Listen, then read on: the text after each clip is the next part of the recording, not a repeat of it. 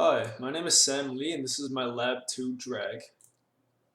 So in this lab, I decided to observe and record coffee filters falling down in one dimension. I used Tracker to create an experimental model of the filter's movement, and I then used GlowScript to create two computational models, one predicting its movement including only gravity, and the other predicting its movement including both gravity and drag, and the end objective was to compare all three models.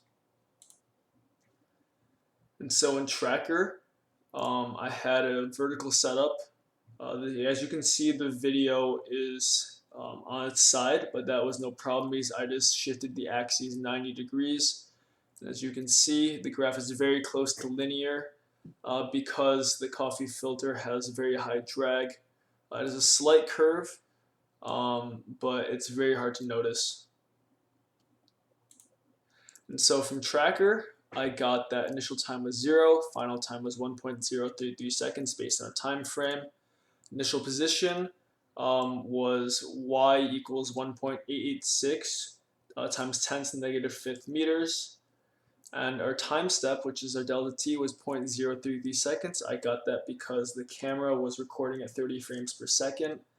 And then I just plugged it into the equation for velocity. So initial velocity ended up at negative 0.758 meters per second. And I plugged this information to GlowScript.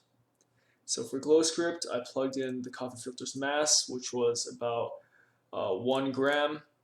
And then I plugged in the initial velocity because I started recording when the filter was already moving to try to get slightly more accurate results so my hand wouldn't mess up the movement. I plugged in the time t, delta t. I had our acceleration due to gravity, and our j hat, which just defines that the positive y-axis is up.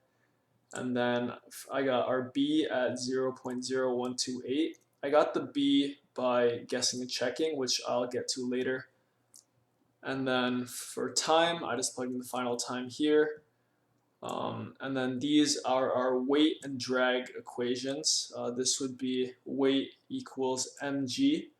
And then our drag equation would be negative b, which is the constant, times magnitude v squared. And then our F net would be the weight plus drag force. Okay, so our model without drag ended up pretty curved, and then our one with drag ended up almost completely straight.